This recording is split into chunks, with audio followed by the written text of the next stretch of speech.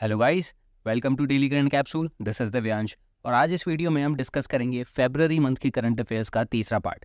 इससे पहले 2 part already आ चुके हैं। अगर आपने नहीं देखे हैं तो प्लीज़ जाके देखिए। And without any further delay इस वीडियो को भी हम स्टार्ट करते हैं। In which district of UP did PM Modi lay the foundation stone of Shri कल्की धाम? कल्की धाम एक टेम्पल है जो कल्की भगवान के ऊपर बनाया गया है। कल्की भगवान आप जानते होंगे, इनके ऊपर एक मूवी भी बनी है रिसेंटली और ये विष्णु के 10वें अवतार हैं।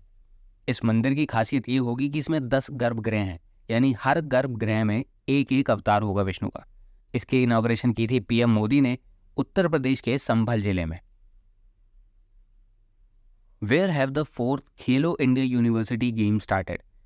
इन गेम्स का चौथा एडिशन इनॉग्रेट किया था हमारे minister of youth affairs and sports ने, जिनका नाम है अनुराग सिंह ठाकुर। ये गेम्स हुए थे गुवाहाटी, असम में। ध्यान रखना, गुवाहाटी असम की कैपिटल नहीं है, असम की कैपिटल है दिसपुर। ये गुवाहाटी में हुए थे और इसका मैस्कट है अष्टलक्ष्मी। ये एक बटरफ्लाई है जो रिप्रेजेंट करती है हमारी नॉर्थ ईस्टर्न स्टेट्स को। हमारी नॉर्थ ईस्टर्न स्टेट्स में 7 सिस्टर स्टेट्स और सिक्किम, इन सबको मिला के 8 स्टेट्स हो जाती हैं जिन्हें ये रिप्रेजेंट करते हैं। और इन्हें खेलो इंडिया विंटर गेम्स के साथ कंफ्यूज मत करना। खेलो इंडिया विंटर गेम्स अगर पूछा जाए तो वो हुए थे लद्दाख में, जिसका मैस्कट है शान शी। एक ये स्नो लेपर्ड है जिसका ये नाम है, तो दोनों में कंफ्यूज मत होना। खेलो इंडिया विंटर गेम्स हुए थे लद्दाख में और खेलो इंडिया यूनिवर्सिटी गेम्स हुए थे असम, गुवाहाटी में। In which country has the construction of 1300 houses under the Indian housing project been formally launched?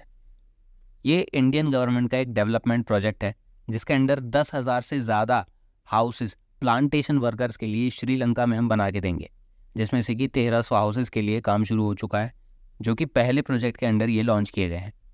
Sri Lanka के प्रेसिडेंट हैं रानिल विक्रमसिंघे और वहाँ की कैपिटल है Colombo. Alexei Navalny has passed away, which country did he belong to?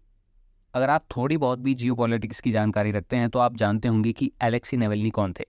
ये रशिया में पुतिन के against opposition के सबसे बड़े लीडर थे और यही इनकी सबसे बड़ी गलती भी थी कि ये उनके अगेंस्ट इलेक्शन में खड़े हो गए थे, जिसके बाद इनके ऊपर चार्जेस लगाकर इन्हें जेल में डाल दिया गया था और काफ़ी साल जेल में रहने के बाद इनकी जेल में ही मौत हो गई थी।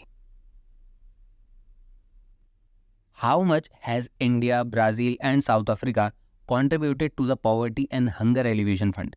पहले तो आपको ये पता होना चाहिए, इंडिया, ब्राज़ील और साउथ अफ्रीका, इन तीनों का एक अपना ग्रुप है जिसे इब्सा कहते हैं, IBSA। और ये तीनों देश मिलके $10 लाख ईच, यानी $10 लाख भारत देगा, 10 लाख ब्राज़ील और 10 लाख साउथ अफ्रीका हर साल देंगे poverty and hunger alleviation fund में। ये फंड यूनाइटेड नेशन के अंडर ही कलेक्ट किया जाएगा। ब्राज़ील की कैपिटल है ब्राज़ीलिया और साउथ अफ्रीका की कैपिटल है केप टाउन।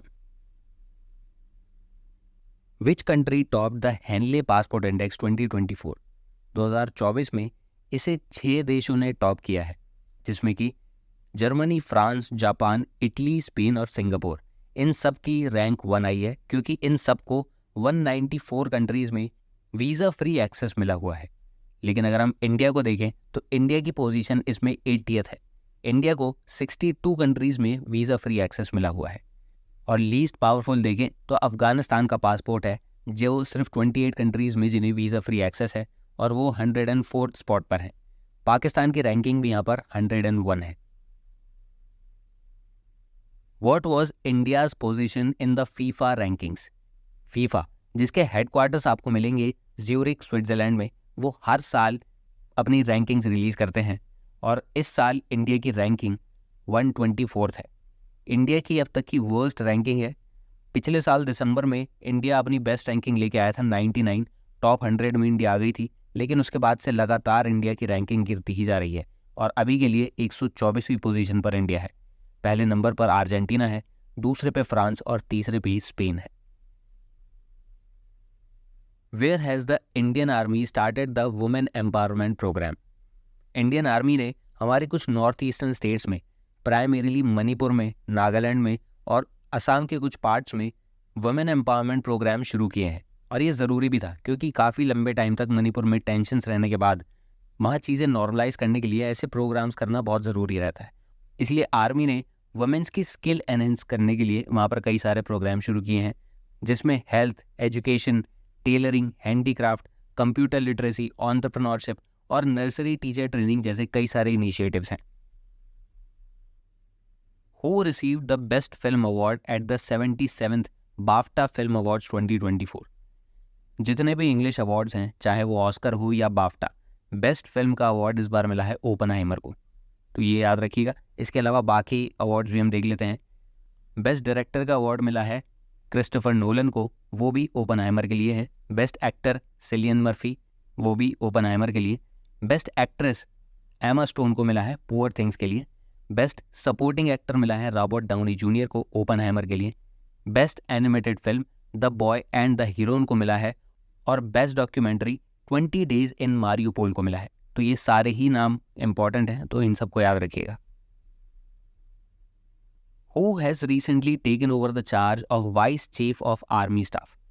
आर्मी स्टाफ के वाइस चीफ बने हैं उपेंद्र द्विवेदी और चीफ ऑफ आर्मी स्टाफ हैं मनोज पांडे। दोनों के नाम इंपॉर्टेंट है, याद रखिएगा। साथ ही chief of defence staff general Anil Chauhan है। ओके गाइस, तो ये 10 क्वेश्चंस आपके पूरे हो चुके हैं फरवरी मंथ के करंट अफेयर्स के तीसरे पार्ट के। बाकी पार्ट्स भी जल्दी आएंगे, तब तक के लिए अच्छे से रिवीजन करना, मन लगा के पढ़ाई करना, and I will see you in the next class.